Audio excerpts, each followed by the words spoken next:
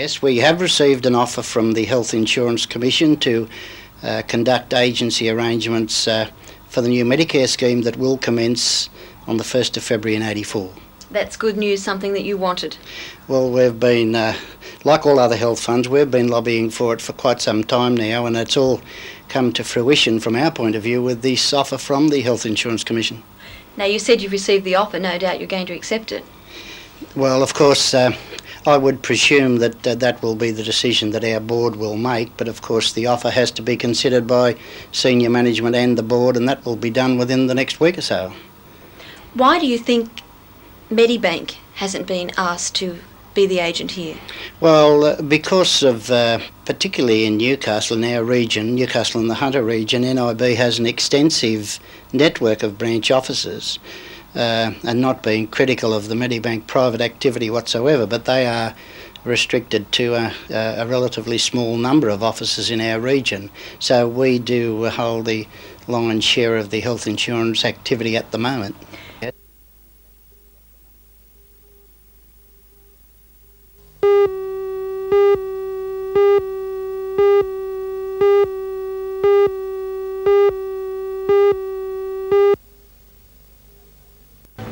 The new centre is located in the heart of Maitland, near the courthouse.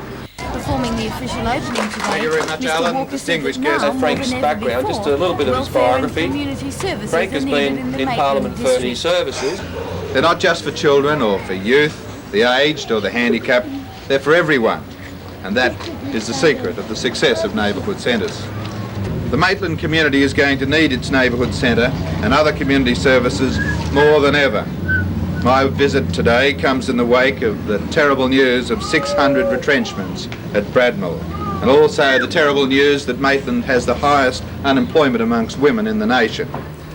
The This neighbourhood before centre with is based tailor-made for 3 local community groups. The information service Is it which right provides to use it? advice on family and legal matters, the family support scheme Here we are. which provides counselling for parents facing financial or emotional problems, and the mobile children's resource unit. The 3 groups moved into the Semple Street house in June. Beforehand, they shared ground premises in Church Street. All are delighted with the extra space, but say more funding is desperately needed if they are to adequately serve the Maitland community.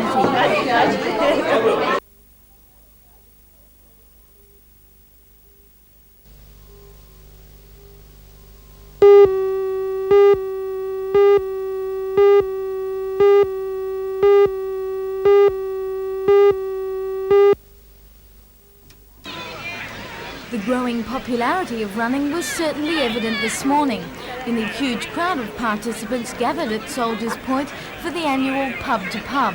More than 700 people took part in the 9-kilometre run from the Salamander Hotel to the Seabreeze Hotel at Nelson Bay. When the starting gun was fired, the mass of people surged forward, and it was some time before the more serious entrants managed to make a break. It wasn't too long, however, before Newcastle's David Forbes established a lead, which he maintained throughout the race, despite the determination of his competitors. Back in the ranks, the fun runners took it a little more easy, laughing and chatting as they jogged along. At the finish line, a large crowd of spectators gathered to cheer the weary runners along those last grueling metres. First by a long shot was David Forbes, who completed the course in 27 minutes and 57 seconds. In second place was another Newcastle runner, Michael Beastie, and third was Bruce Sanders of Nelson Bay. The first woman home was Karen Peake of Newcastle. Her time 34 minutes and 13 seconds. And not far behind were the first juniors, Scott Grady and Megan Peake. The proceeds from today's fun run, estimated at $1,200, will be shared by the Nelson Bay Apex Club, the Fingal Bay Surf Club and the Nelson Bay Memorial Pool Fund.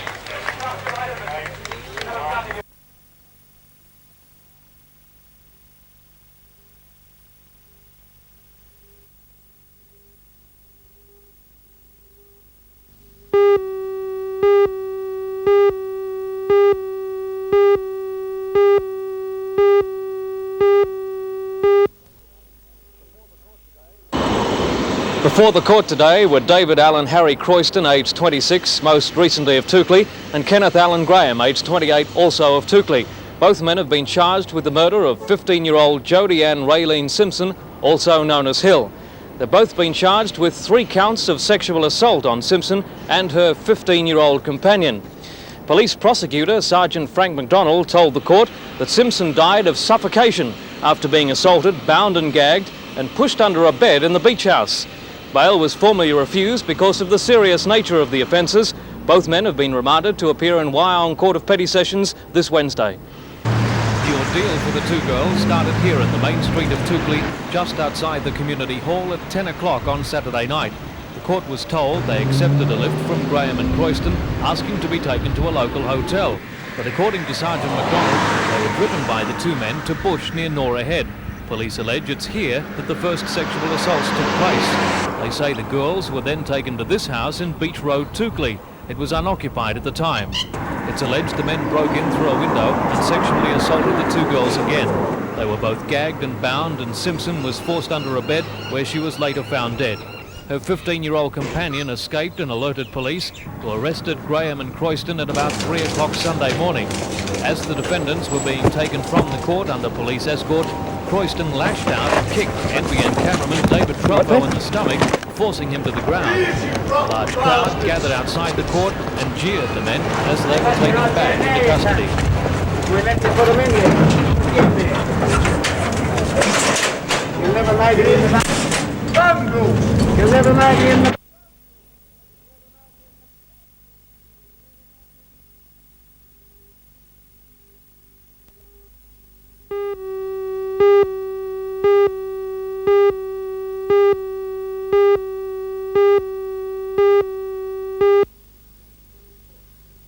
With the facts now before us, the Hunter will be short of water by 1987. The Hunter Development Board is pulling out all stops in a bid to pressure the state government into honouring its promise to enlarge Glenbourne Dam.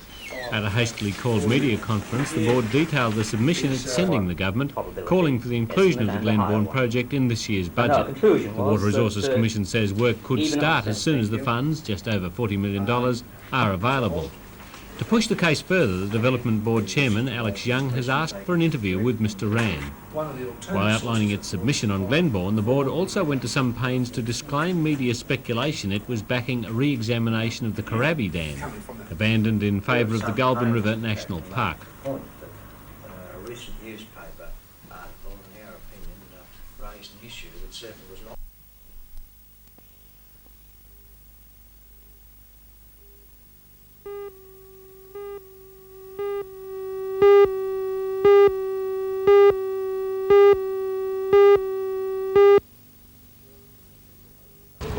Radnor workers, although stunned at the announcement the Rutherford textile plant is to close, met yesterday and resolved not to go down without a fight. As well as calling on state and federal governments to become involved, they're banning the removal of any machinery from Rutherford and will call on textile workers in other states to support them. They'll neither accept nor reject the company's redundancy pay offer until all avenues to keep the plant going have been exhausted.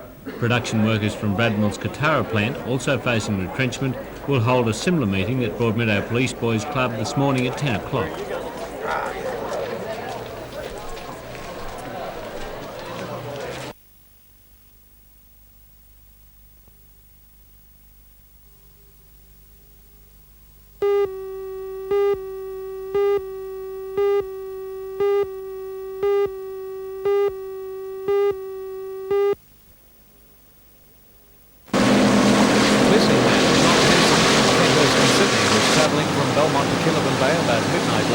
His 4-metre dinghy overturned.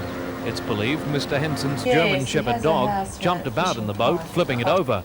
His companion, George Bodewis of Killiburn Bay, managed to swim to the shore. Mr Henson stayed with the boat but has not been seen since. A full-scale search has been underway this morning with the Newcastle launch Brian K. Doyle and the Volunteer Coast Guard Patrol called in to help. Mrs Marcia Bodewis, speaking this morning from their Killiburn Bay home, says the men had taken part in a Hash House Harriers run in Belmont yesterday. She says Mr Henson's brothers have come to Newcastle to assist in the search. Great fears are held for the safety of the man because of the cold conditions last night.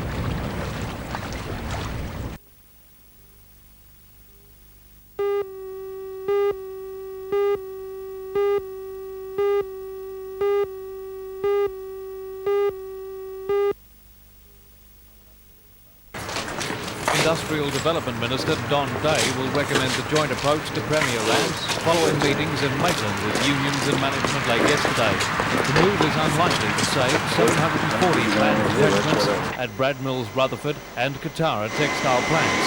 The company says it won't back down from its decision to close Rutherford, claiming losses at that mill alone of $9.5 million over the past 3 years.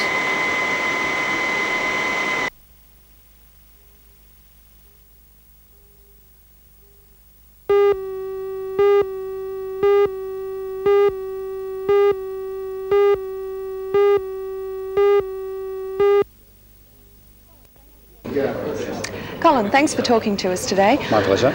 This is the Atari Computer Seminar. That's right, yes. Right, and I've been looking around and there's lots of interesting machines, devices, and behind us here we have a very interesting one.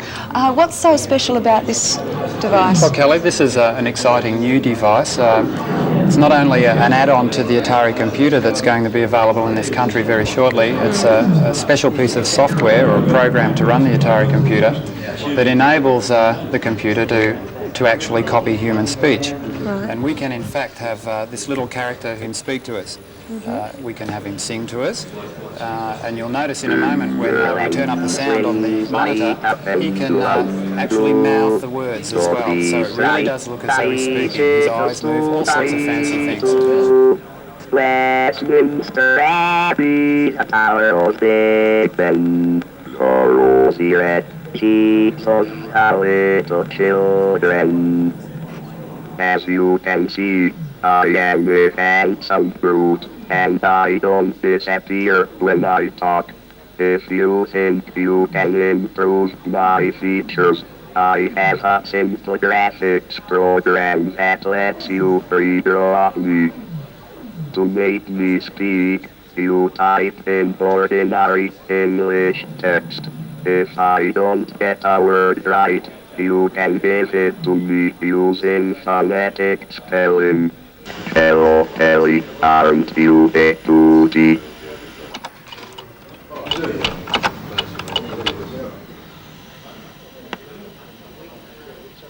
Thank you. He can actually sing as well, so I've been told. In fact, he's speaking at the moment, but he'll be singing in about 20 seconds, I'd say. And again, anybody can sit down at the keyboard and teach him a new song. Right. It's an incredible advance in this area of computer science. Everybody gonna pray on the very last day. When they hear a bell, throw the world away. Everybody gonna pray to the heaven on Judgment Day.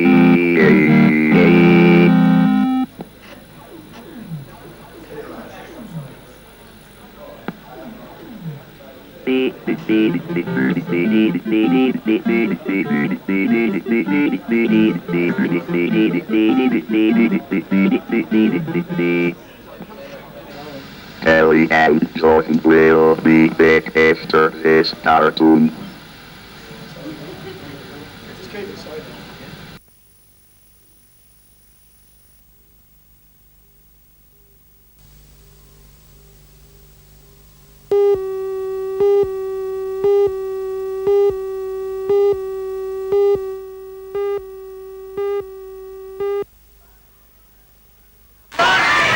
Persisted for most of the day at the Newcastle Athletic Field, and it was a credit to the organisers that the program ran to schedule.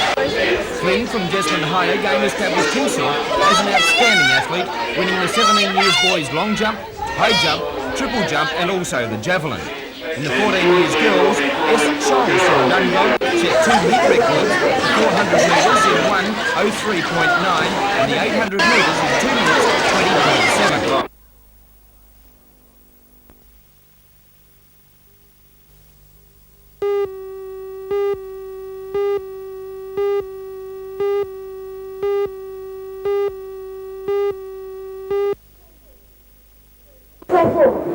The 3 local primary boys in the team are Brett Christensen from Tanambit, Victor Matt from Greta and Andrew Sargent of Merriweather.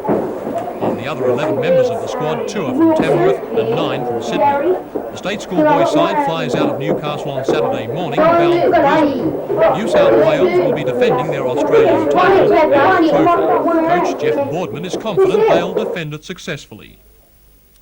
Yes, I think we could. We have a very good, strong team from all around the state, and we'll give a good try anyway. Well, of course, you won last year. How does this team compare to that team? I think this team is a little taller, a little stronger than last year's. We had a few gifted boys last year, and the tournament will see if we have gifted boys again this year.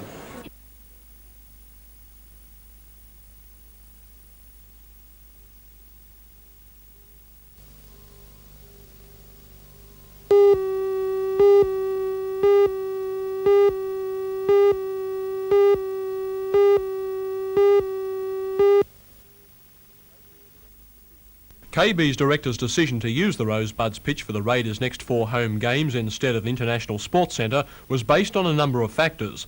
They include KB's unbeaten record at Rosebuds and the opinions that the layout of the ground will bring more KB supporters closer to the action and therefore create a more stirring atmosphere for the home side, and the playing surface of the ISC isn't as good as Rosebuds.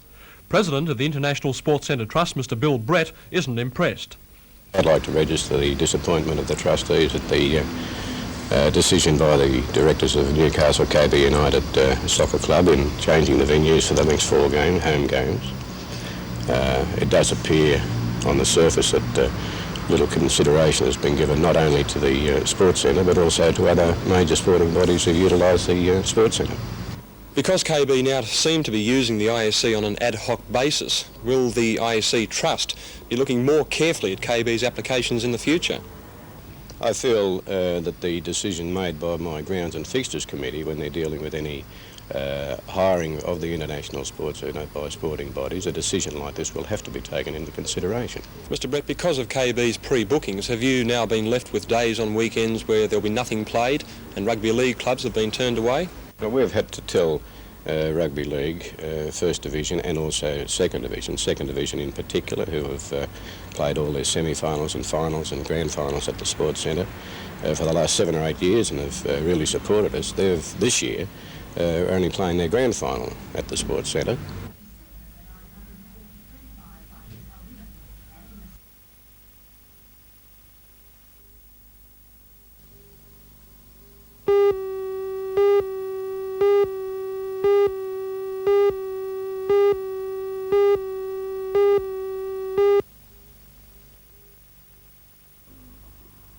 Good morning, everyone. Well, as expected, Series 24 Australian savings bonds were recently withdrawn from sale and they were replaced, obviously, with Series 25. Despite great expectations, there has been no increase in the interest rate on Series 25, so it remains at 12.25%. Incidentally, the government was a little premature with its announcement, so that you could have still bought Series 24 one day before Series 25 were available through banks and post offices and stockbrokers, and had you been in a position to know about this, shall we say, early announcement, you could have bought the old Series 24 and you wouldn't have to have held them for 3 months. You only had to hold them for approximately one month to get that full 12.25% in interest. Now, be that as it may, there is a very important feature about Series 25 that you should be aware of. And it's something that I've been plugging for years. You can now elect to have your interest payment not only credited to your bank account, but you can nominate a building society and or a credit union account. Now just think about this. You can nominate your bank, your building society or your credit union for payment of Australian savings bond interest. That to me is a long overdue move.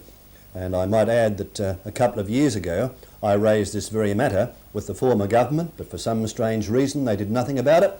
So let me give a pat on the back to the new government for acting so concisely and so swiftly.